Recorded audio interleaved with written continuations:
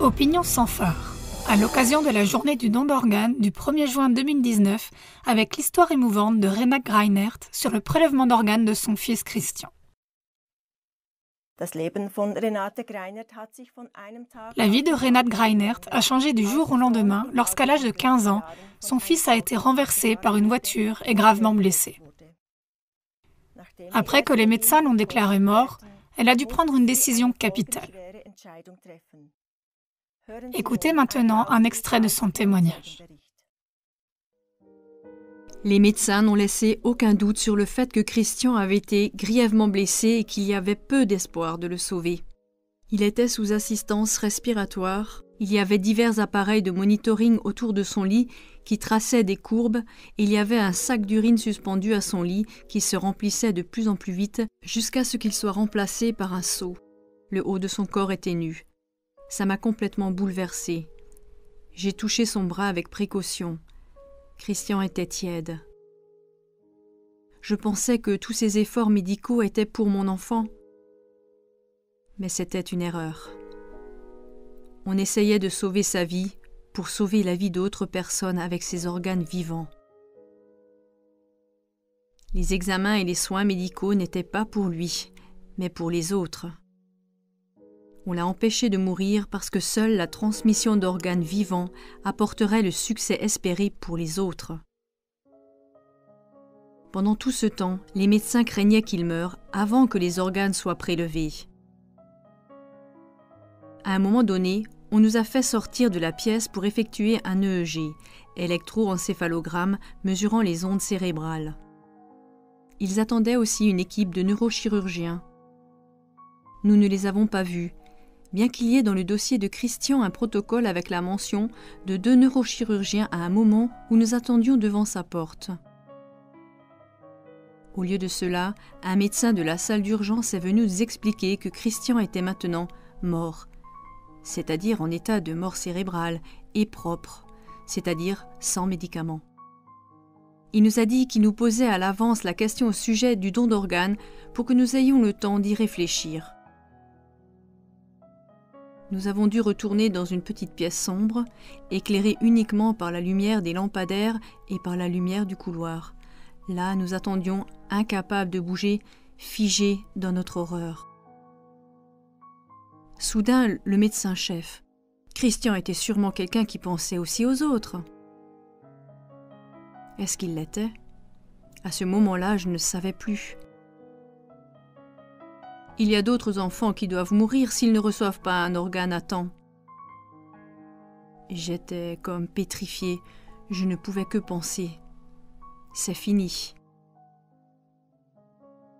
Le médecin a insisté sur le fait que les autres mères étaient aussi désespérées que nous au chevet de leurs enfants, mais que nous pourrions les aider. Je ne voulais pas du tout la mort, ni celle de mon enfant, ni celle des autres enfants. J'étais incapable de répondre. Mon mari a finalement fait pencher la balance. Si on pouvait aider, nous avons demandé « Qu'est-ce que vous prendriez ? Le cœur ou le foie ou les reins, peut-être du cartilage ?» Je ne pouvais plus penser raisonnablement. Je ne réalisais plus que les organes ne pouvaient être prélevés que par une opération. Nos espoirs ont été brutalement brisés. Nous avons été séparés de notre enfant. Nous ne pouvions plus le retenir, on l'a laissé partir. Nous devions dire adieu à Christian. Les appareils auxquels il était relié continuaient de fonctionner. Il était encore tiède. Il a reçu des soins, les perfusions ont été renouvelées. Je ne pouvais pas saisir sa mort au sens le plus premier du terme. Mais je croyais les médecins et je leur faisais confiance. 5 jours plus tard, Christian a été transféré à Wolfsburg. Je voulais le revoir, le sentir à nouveau, le toucher à nouveau, différer un court instant cette fin absolue. Aux pompes funèbres, on me l'a déconseillé car il aurait trop changé. Je n'avais aucune idée de ce qu'il voulait me dire. Sur mon insistance, le gardien du cimetière a ouvert le cercueil. Oui, Christian était couché là, pâle comme un drap, froid comme une pierre, immobile. Bien que je n'ai jamais vu un mort auparavant, il n'y avait aucun doute. Maintenant, il était vraiment mort. Une entaille s'étirait du bout de son menton jusqu'à l'encolure de sa chemise. Ses yeux n'y étaient pas. Mon enfant ressemblait à un poulet qui avait été vidé. À quoi avions-nous dit oui? Ce n'est qu'après avoir demandé les dossiers que j'ai pu découvrir que son cœur, son foie, ses reins et ses yeux lui avaient été enlevés, et même que les os de son bassin avaient été sciés pour être extraits de son corps et vendus. Notre consentement à un prélèvement d'organes avait été étendu à un prélèvement multiple d'organes sans qu'on nous l'ait demandé. Le dernier regard que j'ai porté sur mon enfant s'est gravé dans mon âme.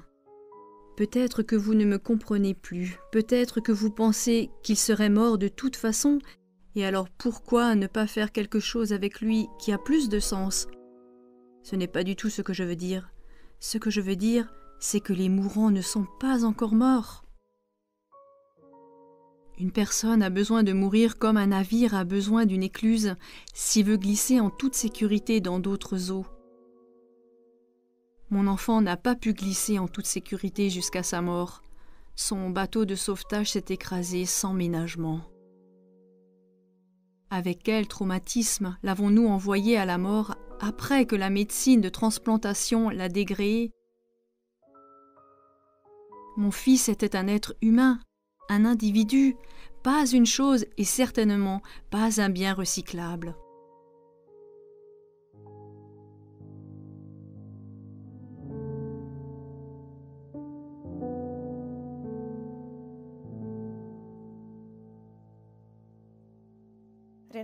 Renate Greinert est maintenant présidente de l'association allemande KAO, Initiative de dévoilement critique sur la transplantation d'organes. L'association s'est donnée pour mission de mettre à la lumière les informations dissimulées sur la mort cérébrale et le don d'organes.